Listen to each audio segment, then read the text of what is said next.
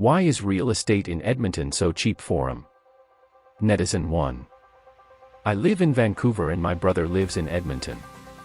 I'm mortgaged up to my eyeballs on a dilapidated 70Y/0 leaky house.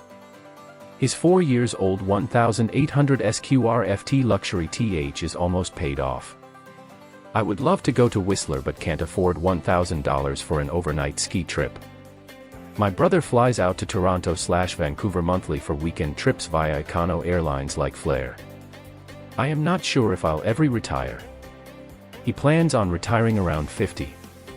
Vancouver/Toronto are gorgeous cities, but what's the point of your remaining few dollar every month are going to an attempted well-balanced diet and you can't afford anything else?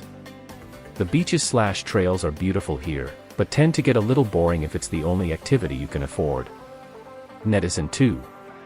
Beautifully said, and I share similar sentiments. Unless you have the income, much of Toronto isn't accessible, so staying here doesn't offer much. Netizen 3. Well, you can probably sell your house in Vancouver and buy 2 houses in Edmonton anytime you wish. Netizen 4. It's like buying a luxury car. They are great and beautiful to drive but really expensive to maintain. You pay to have that lifestyle. Can you really afford it, or are you just like that 18-year-old kid blowing every penny of his paycheck from McDonald's on that brand new BMW? Netizen 5. It's all a matter of perspective, really.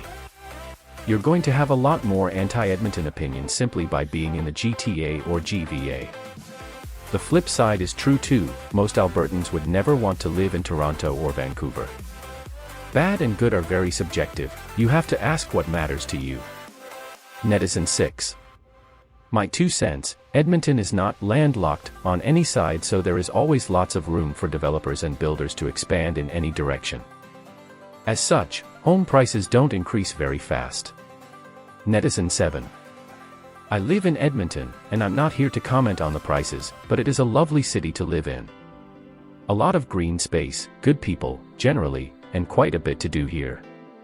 The past decade or so our city council has really began planning to urbanize our core, similar to how people praise Calgary.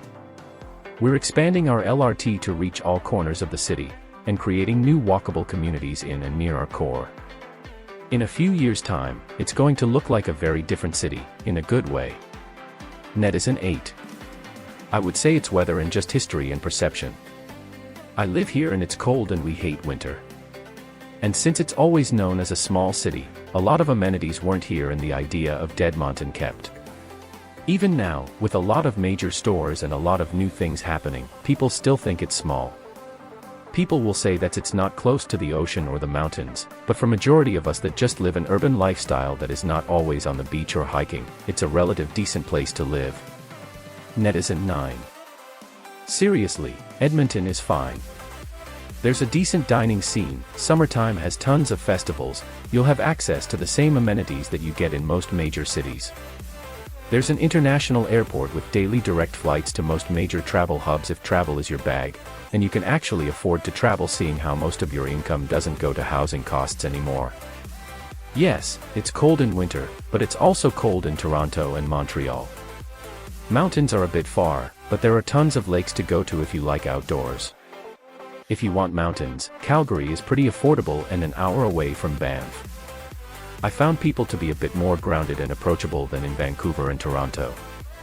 If you're spending more than 50% of your salary on housing costs, moving to Alberta is a good way to bring the costs down and start generating some equity. You can always move back later. Netizen 10. For the same income, and if you are willing to leave friends and family behind, you will have a more lucrative, life in Edmonton. What are you waiting for? Edmonton's underrated, other than the shitty drivers, cold winters, and constant construction of every major roadway.